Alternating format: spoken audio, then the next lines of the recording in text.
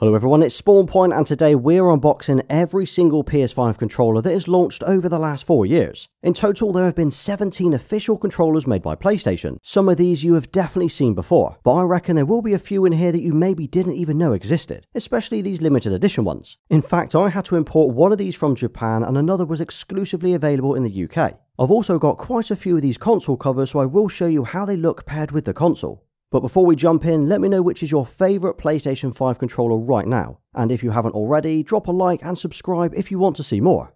Right, so the very first controller to launch on the PS5 was obviously the white DualSense. This is the default controller which comes with every PlayStation 5. It launched in 2020 alongside the console on November the 12th in the US, and in Europe a week later on November the 19th. Now this is also the only controller I have in my collection which isn't in an original box, and that's because I ended up selling the spare white one that I had a year later, but here it is anyway. There's not much else to say really, but at the time the design choice felt pretty bold when compared to the PS4 controller, whereas now this just kind of feels normal. And even though we have another 16 controllers to look at today, this still feels fresh and clean and, let's be honest, the most used controller out of them all.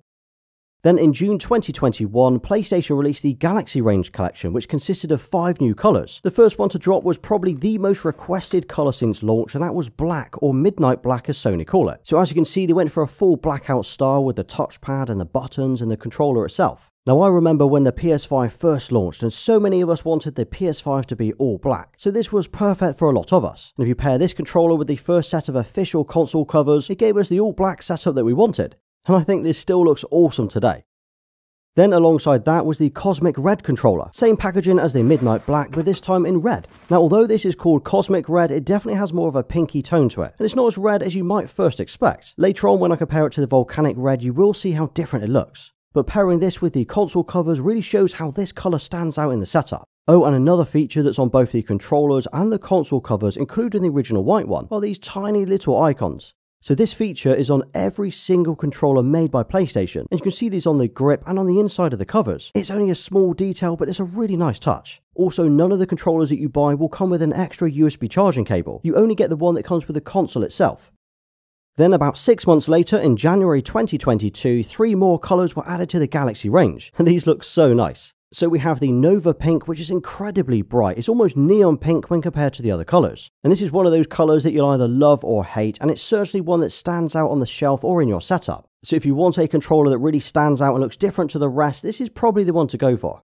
Then we have the Starlight Blue, which is a kind of a baby blue sort of colour. And just like with the Nova Pink, this thing really pops and it's incredibly vibrant. Pairing this with the console covers, there's no hiding that you have a PS5 sitting right here. In fact, I think the Nova Pink and the Starlight Blue look so good together you could mix and match the console covers. And this is what it would look like if you did have one side Starlight Blue and one side Nova Pink, although it might be a bit too much in my setup. And the final controller to launch as part of the Galaxy range was the Galactic Purple. Now out of all of the 5 colours in this collection, I think this is my favourite. It's not as bright and as vibrant as the other two as it's quite flat. I'd compare it more to the Cosmic Red and the Midnight Black in terms of the overall style. But I think it's an understated style and it's one of my favourite colours in the lineup today. Right, then things started getting interesting. We got our very first camo controller for the PS5 with this grey camouflage DualSense. So let me get this out of the box and show you just how good it looks. And here it is. What do you think?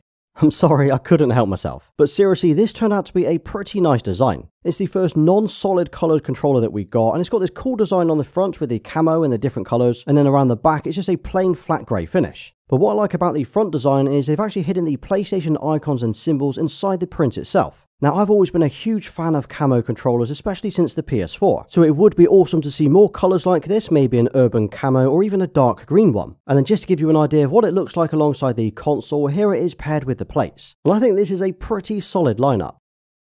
And here is the very first limited edition controller which was designed for a game, and this is the God of War Ragnarok controller which launched back in November 2022. And as you can see from the packaging, this is completely different to all the other boxes we've looked at today. It's got kind of a darker theme as opposed to just being all white. In fact, the entire box looks completely different with the God of War design on the front which wraps around the sides and onto the back. If we look on the side here, we've got Kratos on one side and Atreus on the other.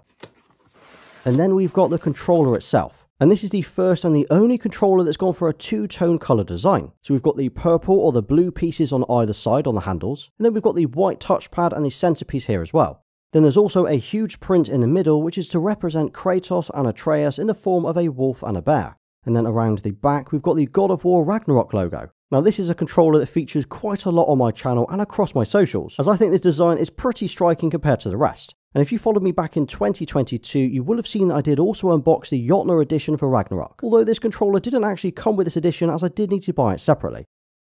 Then in January 2023, we got the DualSense Edge controller. This was PlayStation's first ever performance controller, which turned out to be pretty decent. This took everything that we like and had in a normal DualSense, like haptic feedback and adaptive triggers, but added pro features that we'd normally get in an aftermarket controller. Things like adjustable triggers, so you can switch between 3 modes including normal and instant. This means you can use it on games like Call of Duty for rapid fire, but swap it back to normal for GT7 to get the full range of the trigger. Now I've also been a huge fan of instant triggers for years, so it's great to see this on an official controller. And then around the back it's also got 2 mappable buttons that you can use to set and replicate any button on your controller. Now for me this is normally jump or punch, but you can of course use any button combo that you'd like. And one really cool feature is the thumbsticks can be removed and replaced. So if you were ever worried about stick drift, well you can go ahead and replace this for about $20. And as well as that, it comes with a carry case including a charging cable, spare thumbsticks, and some different rear buttons as well. I did actually do a full review of this controller when it launched last year, so if you wanted to know more about it, I'll have a link to that below. And then we have the Hogwarts Legacy Limited Edition controller, which launched in February 2023. And just like with the God of War one, the entire box has a new design which shows off the controller and the Hogwarts logo. And surprisingly, this was limited to just the US and the UK, so no other country officially sold it. As for the controller, it's a midnight black controller with several designs and images printed in gold. So we've got these asymmetrical gold swirls on either handle, and a huge Hogwarts castle printed onto the touchpad. So if you look really closely, you can see the level of detail on this design, so that's pretty cool. Then on the bottom of one of the grips, there's a little wand icon printed onto it. And around the back, we've got the Hogwarts logo which spans the entire back piece. Now as I've got 2 setups, I actually have my controller split between the 2 rooms, but this is one of my most used controllers in the living room and it's one I feature quite a lot on my socials, and considering how much it's used, this one looks as good as new.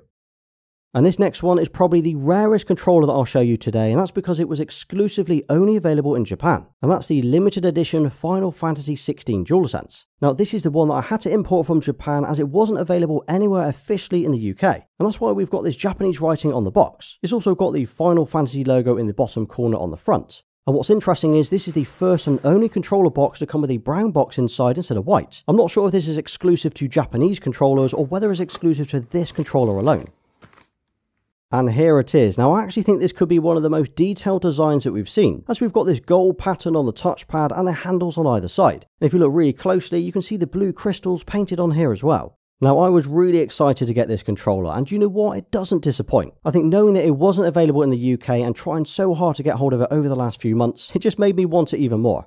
So yeah, if you are a Final Fantasy fan, I think this would be awesome to add to any collection. And knowing this was the last one that I needed for mine, I'm really pleased I was able to get it. Next up is the LeBron James Limited Edition controller, and this is probably one of the busiest designs that we've seen across the entire range, as there is a lot going on. It's got these crowns on the left side in all different colours, and then on the right side it's got various lines of text including build, uplift and empower. And in the middle we've got the phrase nothing is given, everything is earned, which is ironic for me as PlayStation did actually gift me one of these controllers. Now personally, I think it's a pretty strange collaboration between a basketball player and PlayStation, but I guess if you do like basketball and you're a fan of LeBron James, this is definitely a controller for you. And then we have one of my favourite controller designs in the entire lineup, and that's the Spider-Man 2 DualSense. Now although the game launched in October 2023, the controller, console covers and a full limited edition console actually launched a few months earlier in July. Now out of all of the controllers that I've bought, this one is still sealed, and that's because I used the one that came with the console, so this one is still unopened. But here it is anyway. So we've got this black and red theme with the black side gradually infecting the red side. It's supposed to represent the symbiote taking over Spider-Man, which is something that we see in the game as well. Now I think this is quite a bold design, especially with a huge Spider-Man logo in the middle. And it's also nice to see that the buttons are different on both sides as well. So the left are black, whereas the right side are white. That's a really nice contrast against the red design. And if we turn this around, there are no logos or design on the back at all. Now if you did see my original unboxing of the Spider-Man 2 Collector's Edition, you will have seen those 19 inches of Venom as well, and that sits over here on my shelves. Now I also think the entire collection of these boxes look incredible together. So the controller, the console and the Collector's Edition look awesome in red. Then in September 2023, PlayStation announced the Deep Earth collection, and this gave us 3 new colours, and unlike the others that we've seen already, these actually have a metallic finish to them. First up, we have the Volcanic Red, and this for me is the perfect shade of red, and it's kind of what I wanted the original Cosmic Red to look like. And this is also the first controller that Sony decided to change the cardboard box that we get inside the box, and they've gone for these mould inserts instead, and it means when you slide the controller out there's no lid to open, and I guess it's a little bit more environmentally friendly. And here it is, and you know what, this colour is really striking. And if you look really closely at the finish, you can see how it's more metallic instead of flat like we've seen before. And it's got a really nice shine to it as well as you move it around. So yeah, this is one of those controllers that sits over here on my shelf, and I think it really stands out. And then alongside this one, we also got a new blue colour called Cobalt Blue. And same as the Volcanic Red, this is a deep metallic colour where you can see the almost glittery finish as we move this around. And what I like about these colours is I think they look far more premium over the other colours. Obviously they are the same price, but they don't look as cheap if that makes sense. And the final one in the Deep Earth collection was the Sterling Silver. Now this one launched slightly later than the other two in the range, but as it dropped I also did pick up the matching console covers as well. And I picked these up for both the original PS5 as well as the new slimmer model. And for me this colour is probably one of the cleanest and most sophisticated colours in the entire lineup. And it's certainly given me the original PS1 grey vibes with the whole grey theme. And it's also the reason I'm still using the sterling silver plates on my PS5 on my desk. I then added a PS1 logo to the side as well to finish off the whole retro look. And honestly, out of all of the console covers that we've seen today, I still think the sterling silver is probably the best one yet. It's that clean and minimal style that still looks like an original console. Now there's also one more official controller that launched a few months ago, and that's the PlayStation Access controller. This is a highly customizable controller designed to make gaming more accessible on the PS5. It comes with 23 rounded, curved and flat button caps, 2 thumbstick caps and a joystick. It can then be fully customized in the PS5 settings. You can map any button to any layout. In fact, you can also create up to 30 button configurations and then swap between those for different games. Now personally, I think it's awesome to see a controller like this has been made, and it allows all gamers to play. The only thing that is missing is a touchpad. So yeah, if you wanted to, or you knew somebody else who wanted to play on the PS5 but maybe couldn't use a standard DualSense controller, this Access controller could be a great alternative. So those were all of the official controllers which were designed and made by PlayStation, but I do have a few other controllers in my collection as well. Firstly, I've got this Yorkshire Tea controller, which I'll be honest is absolutely ridiculous. Other than the Final Fantasy 16 controller that I had to import, this is the most expensive non-pro controller that I've bought. And there is no reason for it other than I live in Yorkshire and I drink Yorkshire tea. It's probably the most British looking controller that you could buy, but it would be so cool if we could see more novelty controllers like this, as I would 100% buy a Cadbury's controller if they made one. And then I also have a few pro controllers, including the Scuff Reflex Pro. This is similar to the DualSense Edge, but it has 4 mappable paddles instead of 2, and in my opinion, far better instant triggers. I even designed this one to look like the Edge controller as I like the whole black and white theme, and I almost exclusively use this one to play Call of Duty as I think these triggers are unmatched. And as you can see here as I'm pressing these triggers, it's almost like a mouse-like click. So although the Edge controller is great, this is a little bit better. And as I've mentioned before, if you did want to go ahead and order your own Scuff controller, I do have a discount code and a link to it below. But if you wanted a pre-built Pro controller that you could just go into the shops and buy, there's a few others here including the Victrix Pro BFG and the Revolution Pro. Both of these are officially licensed by PlayStation, but both offer different features. So the Victrix is ideal if you want to play fighter games as it comes with a fight pad. It also has various module layouts and rear buttons.